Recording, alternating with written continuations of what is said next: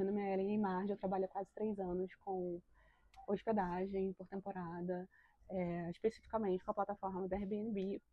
E eu venho aqui trazer algumas experiências, alguns acontecimentos, algumas perspectivas sobre esse trabalho, que para mim é trabalho, para mim é o meu ganha-pão, é o meu estilo de vida, porque trabalhar com Airbnb me dá uma liberdade de tempo, de horário, que a minha vida pessoal pede. Eu tenho 3 filhos, eu sou mãe solteira, então eu preciso administrar a minha vida pessoal e o meu trabalho e ter uma renda que supra a minha realidade, né? Então, definitivamente foi a melhor escolha, a melhor decisão. Ela veio junto com a minha mãe, né? Eu e a minha mãe trabalhamos juntos a vida inteira. Nós somos parceiras realmente de vida. Já fizemos muitas outras coisas juntas, já fiz muitas coisas individualmente, mas o aluguel por temporada foi realmente o que veio para estabilizar a minha vida. Eu moro numa região de turismo no Rio de Janeiro, então aqui o Airbnb é realmente muito alto. Além de estar dentro do Rio de Janeiro, eu estou num ponto turístico, estou no bairro de Santa Teresa, que ele fica na região central do Rio de Janeiro. Então eu não estou na zona sul, apesar de que Santa Teresa é meio que considerada Zona Sul, porque está ali divisa com a Glória, que já é a Zona Sul, né? Está muito pertinho da praia, muito pertinho de muitos pontos turísticos, mas eu estou na região central. Então, por estar aqui no núcleo, eu tenho já esse diferencial, né? Mas assim, com, no decorrer desse tempo, eu experienciei muitas, muitas coisas que me destacam um pouquinho de estar, tira esse brilho, né? De estar no ponto turístico, de estar na região central. Por quê? Eu tô nesse momento, principalmente, a gente está em baixa temporada, a gente está em junho. E o Airbnb, ele tem uma demanda muito grande de turismo. O Rio de Janeiro ele passa por um período de alta com relação a turismo mesmo. Houve uma crescente em 2025, 2026 histórica no Rio de Janeiro de turismo. Porém, todas as pessoas conhecem a plataforma e sabem minimamente como trabalhar ela. Né? Isso não quer dizer que a pessoa, quem entra na plataforma e entra como anfitrião, ele vai saber trabalhar de forma profissional. Ou ele quer trabalhar de forma profissional.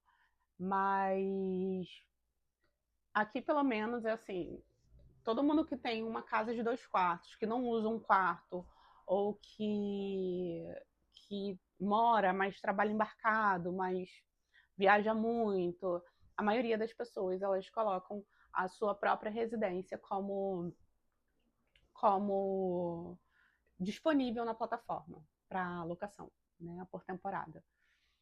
Então é uma concorrência muito grande, e aí a gente cai num platô de precificação. A gente consegue precificar até certo ponto em baixa temporada. A gente consegue levantar o preço até certo ponto, porque é muita gente fazendo Airbnb. Então, no meu caso, eu preciso. Deixa eu testar, o microfone está funcionando. Eu preciso, para ganhar dinheiro com o Airbnb, para realmente sustentar a minha realidade de vida, eu tenho que ter minimamente mais de 10 apartamentos, mais de 10 anúncios rodando. Entendendo que esses anúncios, eles não necessariamente eles vão estar ativos todos ao mesmo tempo, então, para ter esse giro, eu tenho que ter minimamente 10 anúncios, de preferência 10 apartamentos individuais, né? Sem ser quarto em casa de hospedagem. Então, a partir disso aí, eu consigo ter uma renda que vá sustentar a minha vida.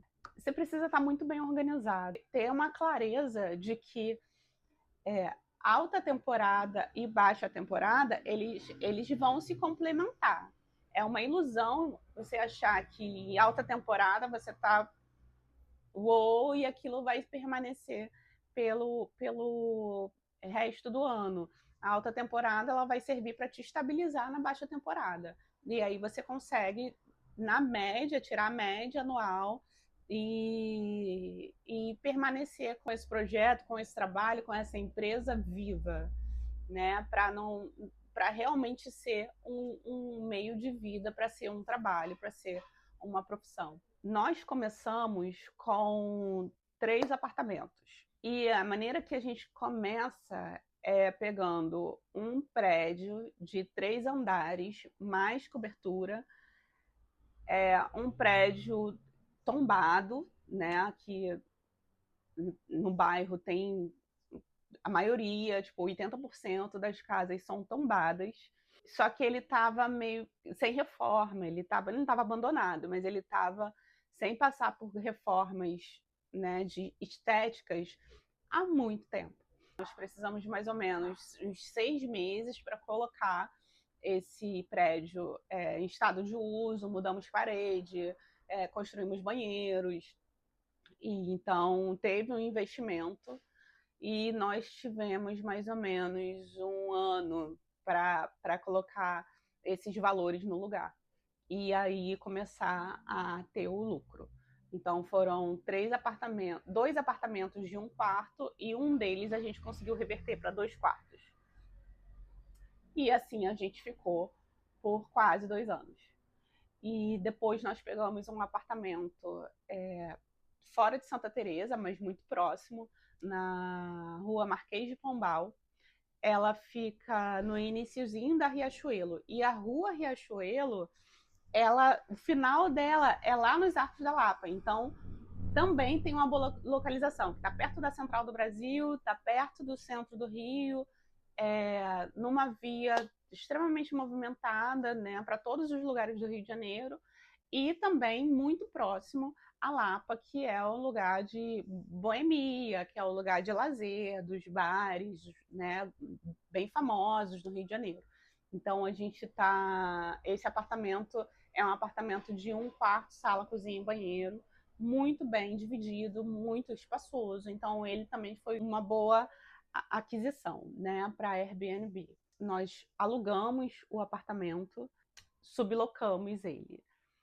Ele não veio num valor especial para se trabalhar com Airbnb, como veio o prédio. Nós alugamos o prédio inteiro, nós alugamos por um valor relativamente baixo pela obra que a gente precisou fazer e esse valor permanece até hoje. Então nós fizemos a obra, o primeiro investimento, pagamos esse primeiro investimento, mas a partir desse momento que o investimento está todo quitado e o valor da locação do prédio continuou o mesmo, a gente tem uma margem de lucro bem legal, diferente desse apartamento. Porém, esse apartamento, apesar de não estar um valor perfeito para se trabalhar com Airbnb, ele é tão bem localizado que, com alguns detalhes a mais que a gente coloque nesse apartamento, a gente também consegue tirar uma margem de lucro.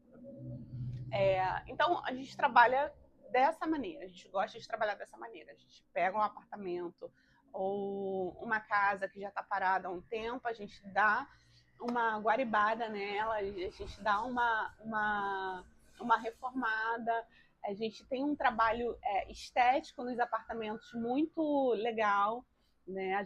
Uma pegada bem Santa Teresa, bem artística também, né? A gente gosta de trabalhar os apartamentos com muitas plantas, quadros, a gente disponibiliza incenso, então tem essa pegada bem artística, né? Bem casa de vó também, tem filtro de barro, tem a gente. Na realidade, a gente coloca a gente. Isso faz a gente não errar com relação à proposta. Quem se identifica volta, quem não se identifica, porque tem caso, né, das pessoas não se identificarem. Como o prédio é tombado, como a arquitetura é antiga, pode dar um quê de sei, quem não conhece, né, de que está antigo, de que não tá moderno, não sei. Então, tem pessoas que não se identificam, mas quem se identifica volta e indica a personalidade do seu apartamento, da sua casa de hospedagem, ela é muito importante. O acolhimento é muito importante. Nós identificamos isso, nós colocamos essa identidade dentro dos apartamentos e tem dado muito certo. Dessa maneira, a gente consegue imprimir o nosso carinho ali. O que a gente tem na nossa casa, a gente tem nos apartamentos. Com relação a mobília, com relação a eletrodoméstico. Então, a minha parceria com a minha mãe, ela é feita com a divisão de que a minha mãe, ela é formada em edificações, ela é formada em design de interiores, então ela tem uma intimidade muito grande com essa área, diferente de mim, que já sou voltada para a administração.